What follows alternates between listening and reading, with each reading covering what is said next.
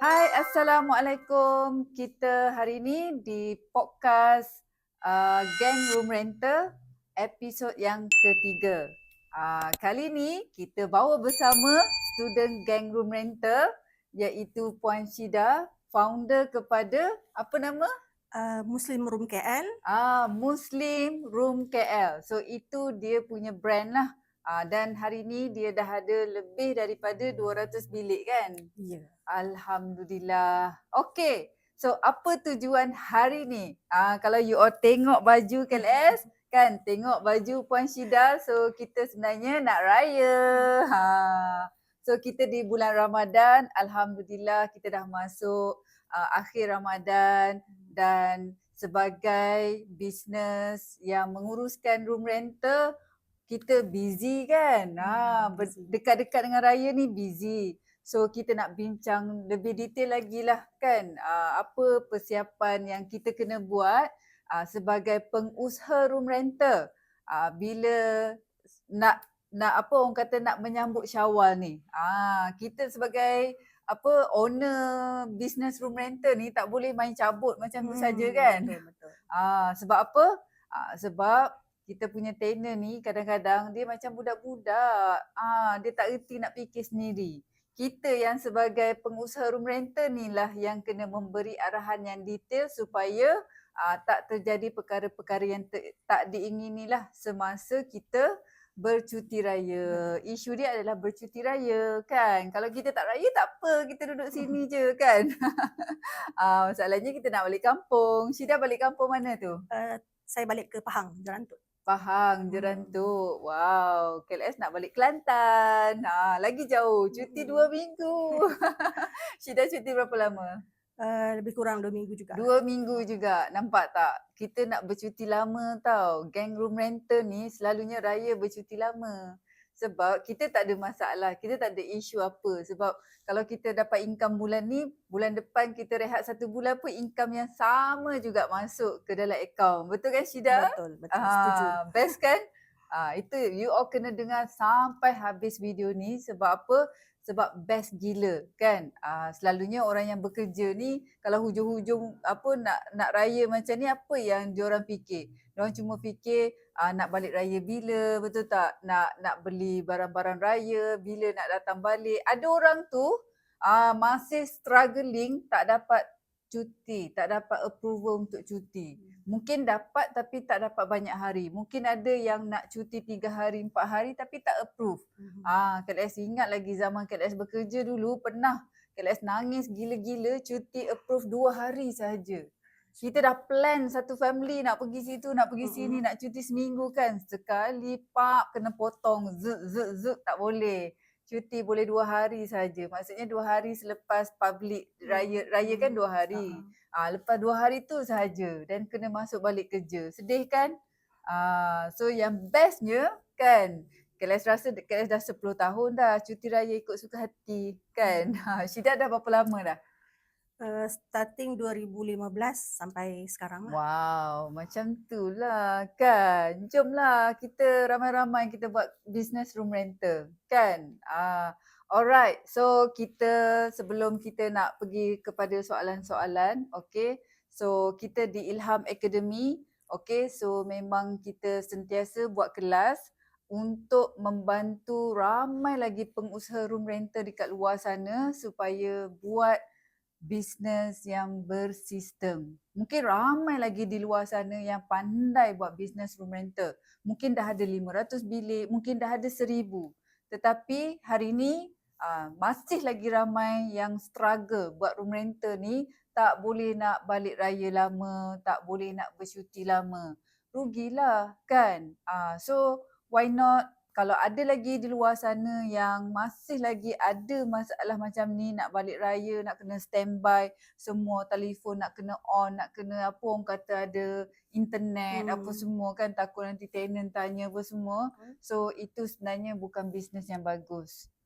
Bisnes yang bagus apabila kita tak ada, bisnes still lagi boleh run macam biasa dan tak ada isu yang susah untuk kita uruskan, ataupun paling bahasa paling senang, kita sebagai pengusaha tak payah nak susah payah. Itulah bisnes yang best kan.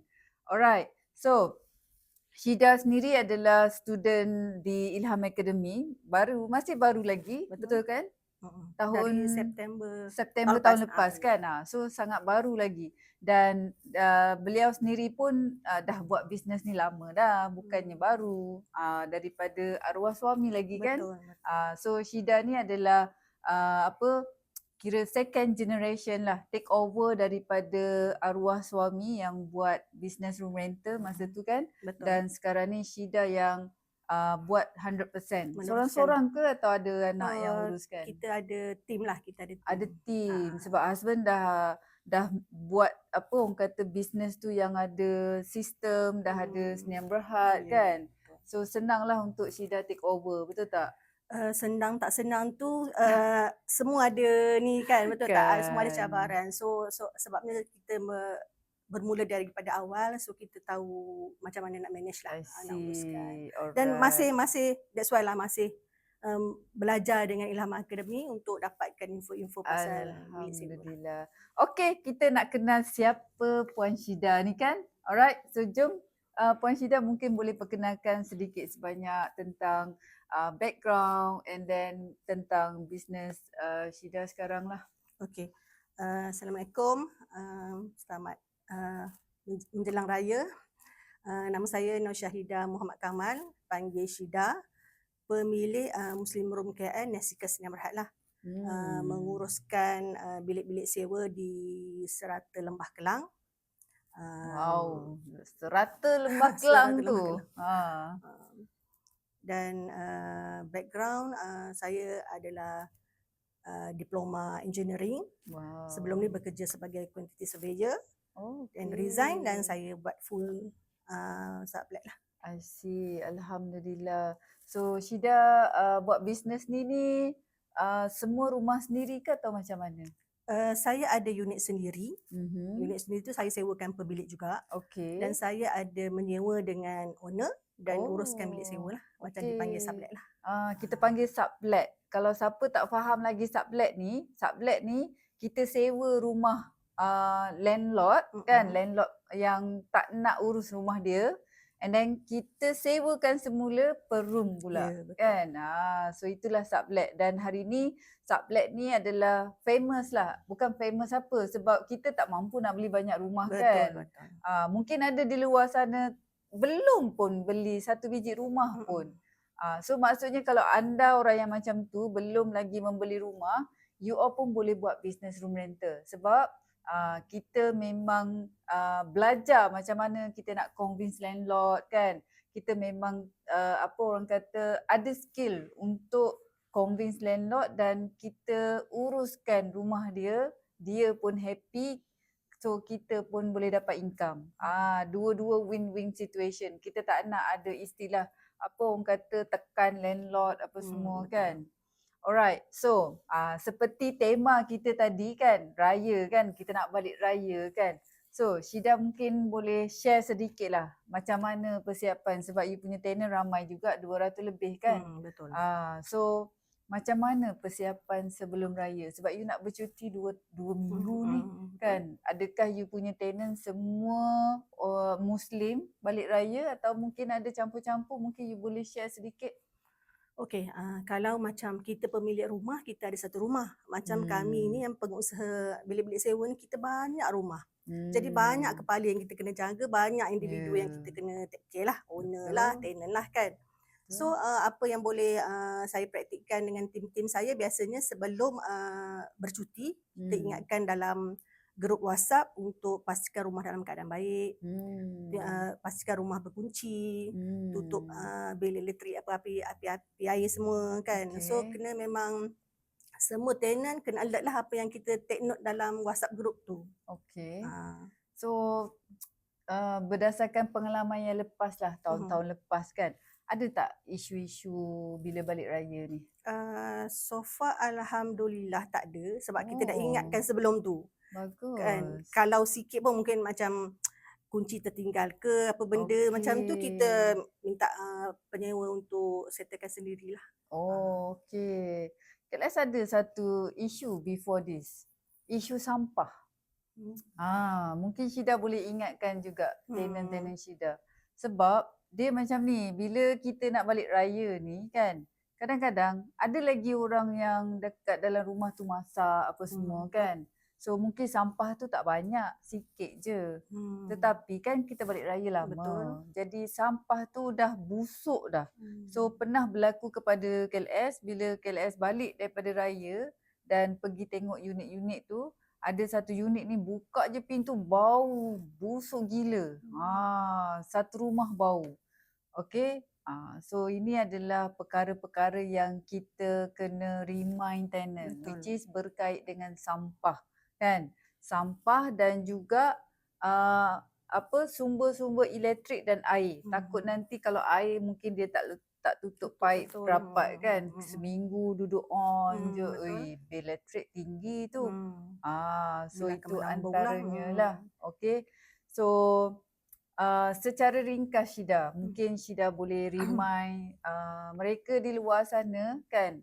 So apa yang Syida pesan kepada tenant ni semasa sebelum diorang balik dan selepas diorang kembali semula selepas raya. Ada tak pesanan untuk kita punya tenant-tenant? Ada pesanan dia macam pesanan mak dengan anak jugalah sebenarnya kan. Mak dengan anak, sebab kita anggap tenant kita ni macam kita punya under kita punya responsibility. So budak-budak lagi kalau kita membebel dengan anak kita sama juga kita membebel dengan penyewa kita. Macam tu lah sebenarnya kan konsep dia. So tegur, nasihat, peringatan tu memang sentiasa. Sentiasa buat kan. Kalau dia orang balik pun kita akan keep nasihat, bagi tahu apa yang perlu, pastikan rumah berkunci kan. Jangan biarkan tak berkunci. Kadang-kadang budak-budak ni tahu je lah kan, penyewa-penyewa ni kadang-kadang dia masuk, dia ingat bilik dia je, dia tak ingat pintu depan. So banyak benda yang kita kena selalu peringatkan lah. Okey. Macam mana hubungan antara tenant sama tenant? Mungkin ada Syida perasan ada unit yang dia kamcing, ada unit yang buat hal masing-masing kan.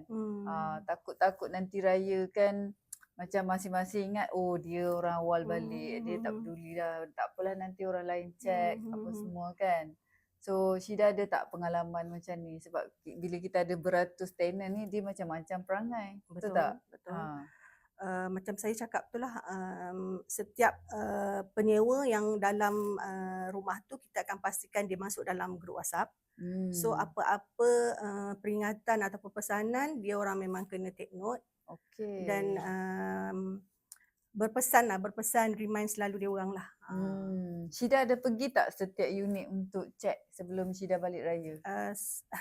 Honestly memang tak sempat lah kan, sebab kita banyak unit. So kita harapkan penyewa tu bertanggungjawab kerana rumah tu atas tempat tinggal diorang dan diorang perlu bertanggungjawab lah. Sebabnya kalau apa-apa berlaku yang susahnya siapa? Betul tak? Bukan kita, diorang yang susah. Diorang juga susah kan, itu tempat tinggal diorang. Betul. Cuma kita sebagai pengusaha room rental ni, KLS nak bagi satu tip, iaitu kita identify siapa tenant paling last keluar.